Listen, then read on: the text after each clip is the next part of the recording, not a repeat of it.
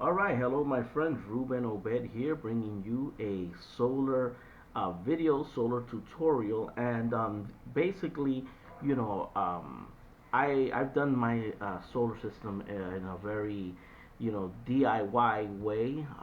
So a lot of the things that I am showing you guys here isn't necessarily the proper way or the accepted way of doing this, but that's how I've done. Mind you, I'm not an electrician, I'm not in it. So anything you hear on this video is simply my experience, my personal experience, my analysis on it.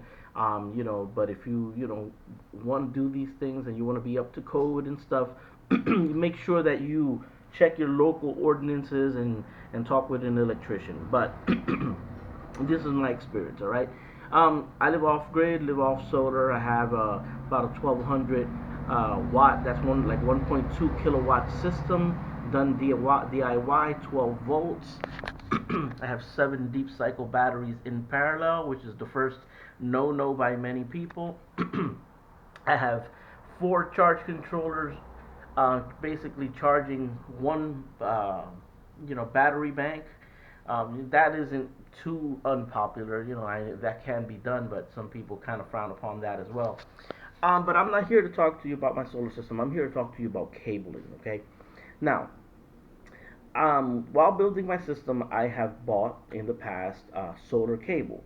Now, the reason being is a lot of people say, well, the solar cable are specifically made for solar, that the plastic on the outside is, specially made to protect against ultraviolet light, etc., etc. So I have bought cabling like that in the past. Okay, in fact, and I'm going to show it to you. Let me put the camera here. Right here we got an example. This is solar cable, stranded. This is 14 gauge, guys, 14 gauge. Now, look at how soft these little things of copper are. Look at how soft. They're very, very soft, okay? Now, in my experience dealing with solar cable like this, um, I've basically, when I run it on my solar system, after a while, these tend to kind of crud up. It creates like this green kind of thing, and they seem to kind of burn out. Now, mind you, I am not going beyond the rated gauge of the cable. So this is 14 gauge cable. I'm not like putting a whole bunch of amperage through it.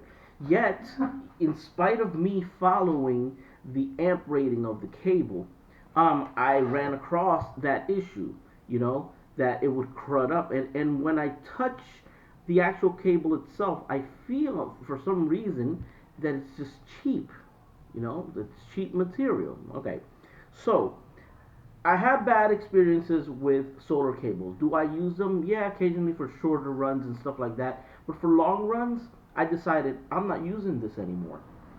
So what did I do? I said I'm going to use this. All right? I'm going to use this. Now, it all depends on your wattage. This is basically your regular extension cord that you can find anywhere. This one is actually 16 gauge, which is which is which is thinner than this. This is 14 gauge. This is supposed to be better, right? So I buy these. I've used them for solar. When you look at the when you touch the wire, it's strong. It feels thick. It feels really sturdy. All right. It feels really sturdy. Some people are gonna say, "Oh, well, that doesn't really matter." Well, it does matter because this doesn't crud up on me when I've used it for solar.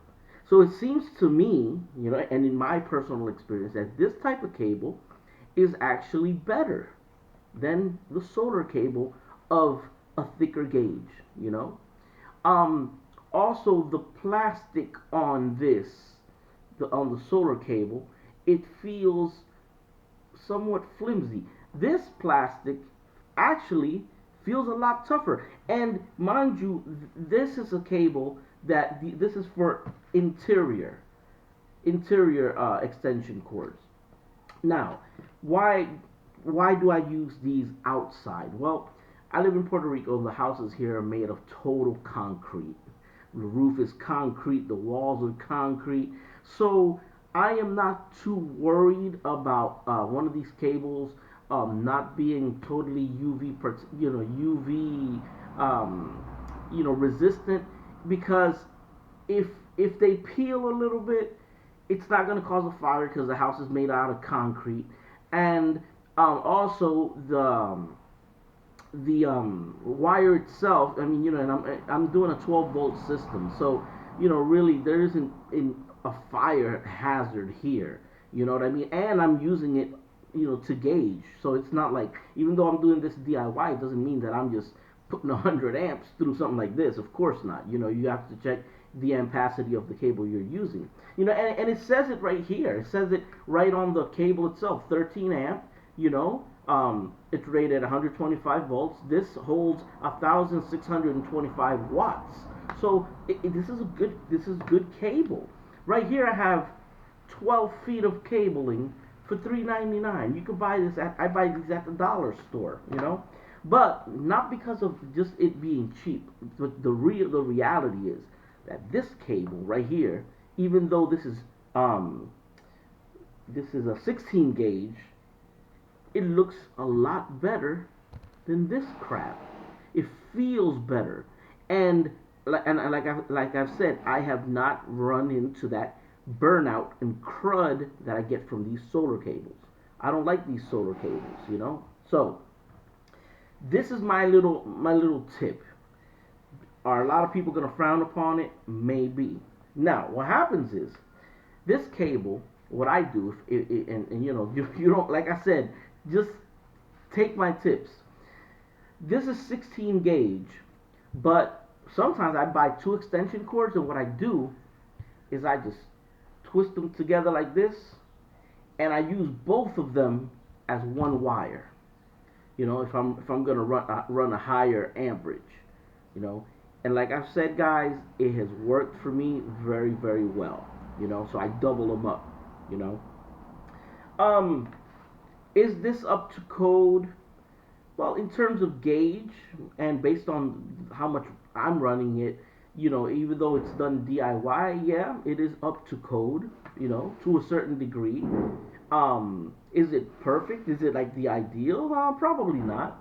But if I experience this cable, these extension cords, they work very, very well. Now, if I show you, I've also used this type of extension cord, this orange that you basically can pick up anywhere. That's 16 gauge as well. So basically, this is just it's the exterior that makes it outside. But this right here is the same exact gauge as this, same exact, nothing different. Only different is the plastic. You know, so I'm just giving you guys options for solar. Options that have worked for me. And I really do love this wire, this cable. If you have one laying around your house, check it out. You'll know exactly what I'm talking about. Peel it a little bit with one of these, and check out, touch it. Just touch the cable, the color of it. It really feels like solid, good copper. These stranded. This feels weak to me. It feels weak to me, and they burned out on me. They burned out. And when I say burned out, it didn't catch on fire. It just gets all cruddy and flaky and this dust stuff, and it looks like it just burned out. So I don't recommend this type of cable. Maybe I'm wrong. You know what I'm saying? There's a lot of people who know about solar a lot than me, but a lot more than me. But I'm just basing it myself on my personal experience. This is very accessible. You can pick this up anywhere. The plastic, I feel that it's really good. I have it on my roof, and it's in the sun. It hasn't messed up anything. So, if it does mess up at some point, I will come on here and tell you, hey guys, you know what? I recommended this in the past. I don't. Look what happened. But as of right now, I've had my DIY solar system for, man, about 5+ years, and I haven't had any